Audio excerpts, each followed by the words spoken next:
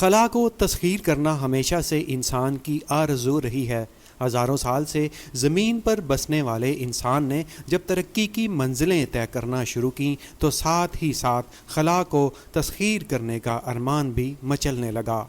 زمین کے نقشے پر موجود سپر پاورز اب خلا پر قبضے کی جستجو میں لگے ہوئے ہیں۔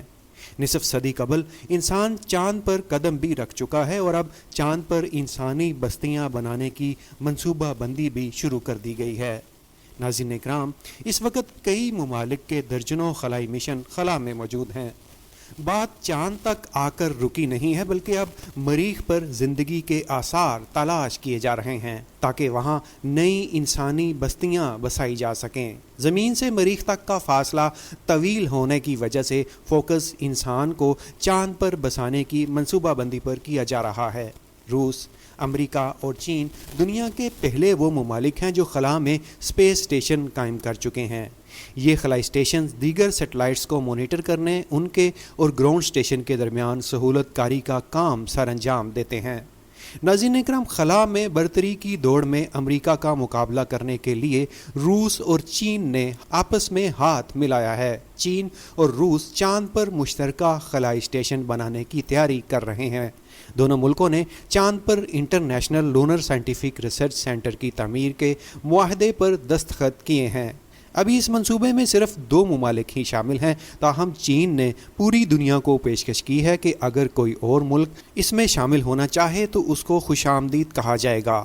ناظرین، آگے بڑھنے سے پہلے یہ جان لیتے ہیں کہ خلائی مدار کیا ہوتا ہے۔ خلائی مدار میں کتنے سیٹلائٹ اب تک بھیجے جا چکے ہیں اور وہ خلا میں رہتے ہوئے زمین پر کیا خدمات انجام دے رہے ہیں۔ لیکن اس سے پہلے اگر آپ نے ہمارے چینل کو اب تک سبسکرائب نہیں کیا تو اسے ضرور سبسکرائب کر لیں اور بیل آئیکن پر بھی پریس کر دیں تاکہ آئندہ آنے والی ہماری ویڈیوز بھی آپ تک پہنچ سکیں۔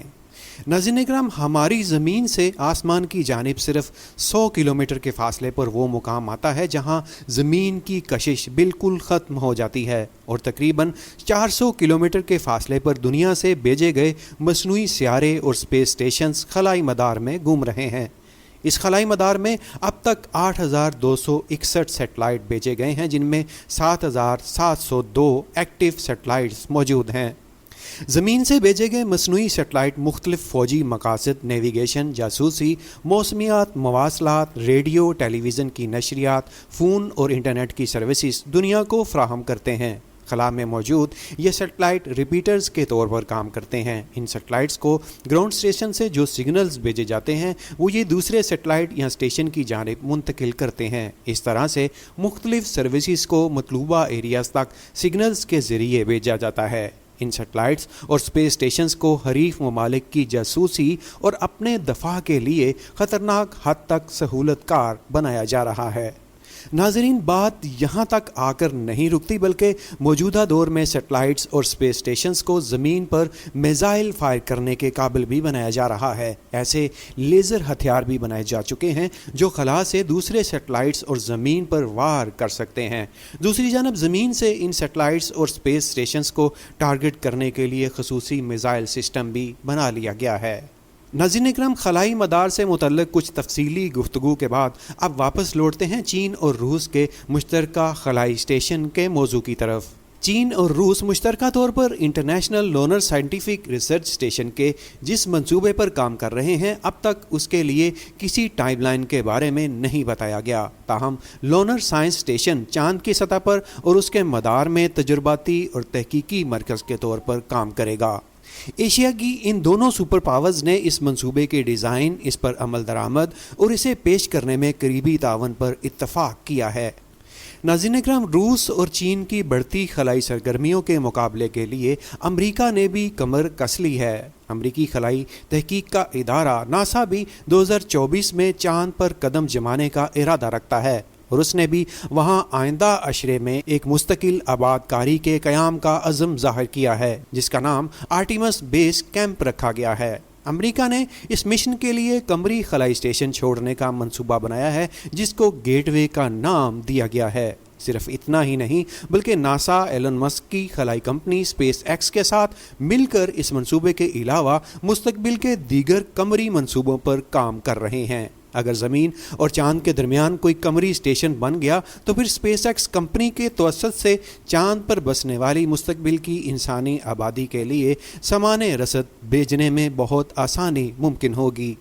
ناظرین اکرام، اب ذرا یہ بھی جان لیتے ہیں کہ عالمی سپر طاقتوں کے درمیان خلا کی تسخیر کی جنگ کب چھڑی تھی۔ ناظرین، روس دنیا کا وہ پہلا ملک تھا جس نے کسی انسان کو بیرونی خلا میں بھیجا تھا۔ روس نے 1961 میں سوویت دور میں پہلی بار خلا میں کسی انسان کو بھیجا تھا، تاہم سوویت یونین کے خاتمے کے بعد آنے والے دور میں روس چاند اور مریخ کے منصوبوں کے حوالے سے امریکہ اور چین سے پیچھے رہ گیا۔ امریکی خلائی ایجنسی ناسا کا پہلا انسانی مشن USR کے مشن کے 1 ماہ بعد بھیجا گیا تھا، جب مئی 1961 میں ایلین شپ خلا میں بھیجے گئے تھے۔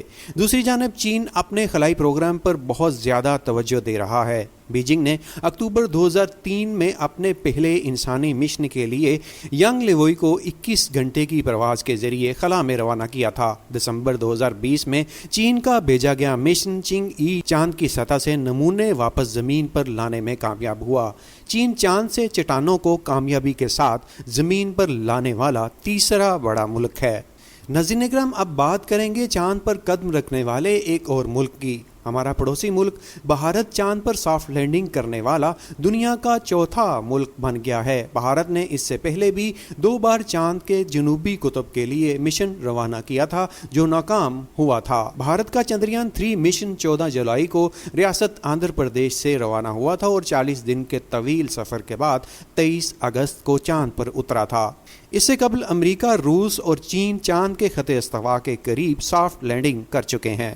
ناظرین، زمین پر ایک دوسرے سے برتری کی جنگ میں مصروف دنیا کی عظیم طاقتوں کے لیے خلا اب مقابلے کا ایک اور میدان بن گیا ہے۔ روس امریکہ سے سبقت لے جانے کے لیے اپنی خلائی طاقت کو مزید مضبوط بنانا چاہتا ہے، تو دوسری جانب چین بھی امریکہ کے بعد خلائی پروگرام میں سرمایہ کاری کرنے والا دنیا کا دوسرا بڑا ملک بن گیا ہے اور روس اور جاپان سے بھی زیادہ عسکری اور سویلین مشن خلا میں بھیج رہا ہے۔ اب دیکھنا یہ ہے کہ خلا میں برتری کی یہ کوششیں دنیا پر بسنے والوں کے لیے خوش آئند ثابت ہوتی ہیں یا پھر یہ مسابقت دنیا کے لیے تباہی کا کوئی نیا سامان پیدا کرتی ہے۔ اس کا فیصلہ تو آنے والا وقت ہی کرے گا۔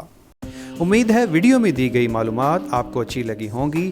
ہمیں اپنی رائے کمنٹ سیکشن میں ضرور دیں۔ مزید ویڈیوز دیکھنے کے لیے ہمارے چینل پاک بیٹس فار یو کو سبسکرائب کر کے بیل کے آئیکن کو ضرور دبائیں۔ پھر ملیں گے ایک نئی ویڈیو کے ساتھ، تب تک کے لیے اللہ نگہبان۔